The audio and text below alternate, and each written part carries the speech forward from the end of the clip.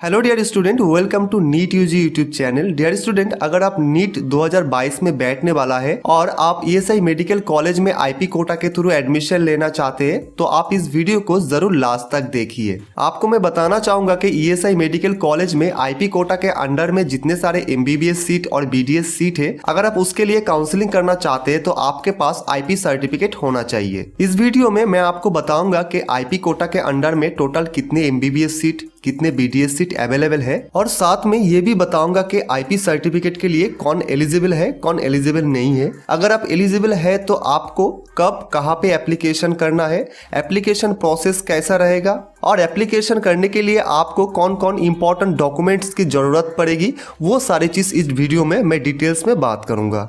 Now gas, आप शायद सोच रहे होंगे कि आप ईएसआई आईपी सर्टिफिकेट के लिए एलिजिबल है या फिर नहीं है। तो गैस, मैं आपको बताना चाहूंगा कि अगर आपका पेरेंट्स या फिर आपका गार्जियन कोई गवर्नमेंट सेक्टर या फिर प्राइवेट सेक्टर में जॉब करते हैं और उनको ईएसआई की बेनिफिट मिलते हैं, यानी ईएसआई होल्डर है, तो आप इस आईपी सर्टिफिकेट के लिए एप्लीकेबल है। नाउ ऐसे भी बहुत सारे स्टूडेंट होंगे जिनके फैमिली मेंबर जैसे कि बड़े भैया या फिर बड़े बहन कोई गवर्नमेंट सेक्टर में या फिर प्राइवेट सेक्टर में जॉब करते हैं और उनको ईएसआई की बेनिफिट मिलते हैं, तो इस सिचुएशन में आप इसके लिए एप्लीकेबल नहीं होंगे। नाउ गैस, मैं आपको बता देता हूँ कि ईएसआई मेडिकल कॉलेज में आईपी कोटा के अंडर में टोटल कितने एमबीबीएस सीट और बीडीएस सीट अवेलेबल है। जैसे कि आप स्क्रीन पर देख सकते हैं कि टोटल 11 मेडिकल कॉलेज में 437 एमबीबीएस सीट अवेलेबल है और एक मेडिकल कॉलेज है जहां पर बीडीएस सीट यानी 28 बीडीएस सीट अवेलेबल है। नाउ गैस, अगर इंपॉर्टेंट डेट्स के बारे में बात करें तो ईएसआई ने ऑफिशियली नोटिफिकेशन जारी करके ये बता दिया कि आपका ये जो आईपी सर्टिफिकेट के लिए एप्लीकेशन प्रोसेस होगा वो 5 जुलाई से शुरू हो जाएगा और इस प्रोसेस को क्लोज कर दिया जाएगा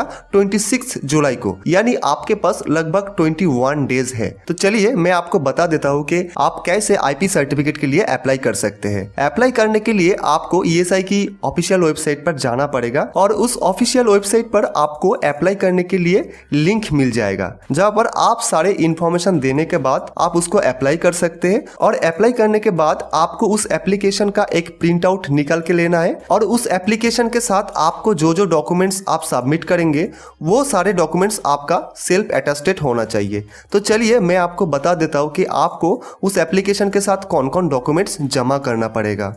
और गैस, मैं आपको एक बहुत ही इंपॉर्टेंट बात कहना चाहूंगा कि आपका ये जो एप्लीकेशन प्रोसेस है ये आपका नीट का एडमिट कार्ड जारी करने के बाद ही शुरू होगा, क्योंकि एप्लीकेशन करते समय आपको नीट का जो रोल नंबर है वो आपको डालना पड़ेगा। आप गलती से कभी भी ये नीट का रोल नंबर के जगह पे आप नीट का एप्लीकेशन नंबर मत डालना। चलिए सबसे पहले बात करते हैं आपका पेरेंट्स या गार्जियन का कौन कौन डॉक्यूमेंट्स आपको जमा करना पड़ेगा। Number 1, 2 passport size photograph of your parents. Number 2, copy of ESI card, यानी ईएसआई कार्ड के एक कॉपी आपको देना पड़ेगा। लास्ट 1 साल की आपका पेरेंट्स का जो सैलरी स्लिप है उसका कॉपी भी देना पड़ेगा, और लास्ट 1 साल की जो अटेंडेंस सर्टिफिकेट है उसका कॉपी भी आपको देना पड़ेगा। और डिटेल्स ऑफ ईपीएफओ, यानी जो पीएफ के लिए जो पैसा काटता है उसका भी स्टेटमेंट आपका एक कॉपी देना पड़ेगा। उसके बाद अगर आधार कार्ड है तो उसका एक कॉपी जेरॉक्स देना पड़ेगा, और अगर आप फीमेल कैंडिडेट है तो आपको 2 एफिडेविट फॉर्म जमा करना पड़ेगा, वो मैं आपको बाद में बता देता हूँ।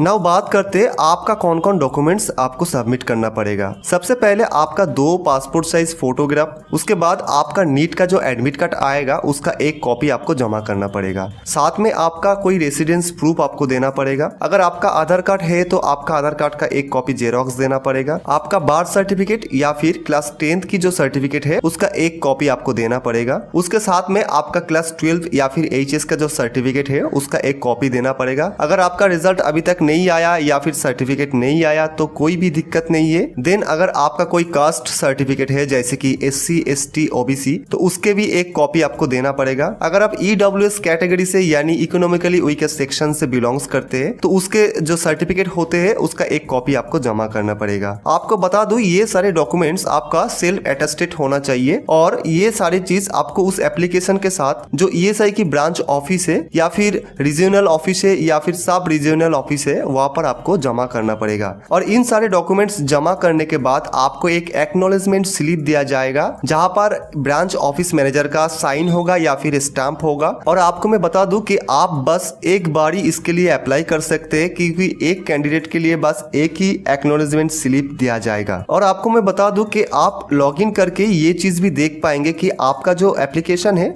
उसको इशू किया गया या फिर रिजेक्ट किया गया है। अगर इशू किया गया है तो आप वहां से आपको एक सर्टिफिकेट का पीडीएफ फॉर्मेट मिल जाएगा। उस पीडीएफ को आपको डाउनलोड कर लेना है और डाउनलोड करने के बाद जो ओरिजिनल सर्टिफिकेट है उसको लेने के लिए आपको आरओ यानी रीजनल ऑफिस या फिर एसआरओ यानी सब रीजनल ऑफिस में आपको जाना पड़ेगा जहां पर आपको आपका ओरिजिनल सर्टिफिकेट मिल जाएगा। और अगर आपका एप्लीकेशन रिजेक्ट किया गया है तो आप ये भी देख पाएंगे कि आपका एप्लीकेशन किस लिए रिजेक्ट किया गया है। नाउ गाइस बात करते हैं अगर आप फीमेल कैंडिडेट है तो उसके लिए आपको जो बताया था कि 2 एफिडेविट आपको फिलअप करना पड़ेगा, उसका जो फॉर्मेट है आप स्क्रीन पर देख सकते हैं। ये दोनों फॉर्म में से एक फॉर्म आपके लिए है और दूसरा जो फॉर्म है वो आपका पेरेंट्स या फिर जो गार्जियन रहेंगे उनके लिए है। ये दोनों फिलअप करके आपको उन एप्लीकेशन के साथ आपको जमा करना पड़ेगा। सो गाइस ये था छोटा सा अपडेट। अगर आगे भी कोई भी अपडेट आएगा तो मैं आपको इस चैनल के थ्रू बता दूंगा। सो गाइस अगर वीडियो हेल्पफुल रहा तो आप इस चैनल को सब्सक्राइब कर लीजिए और इस वीडियो को भी लाइक कर दीजिए।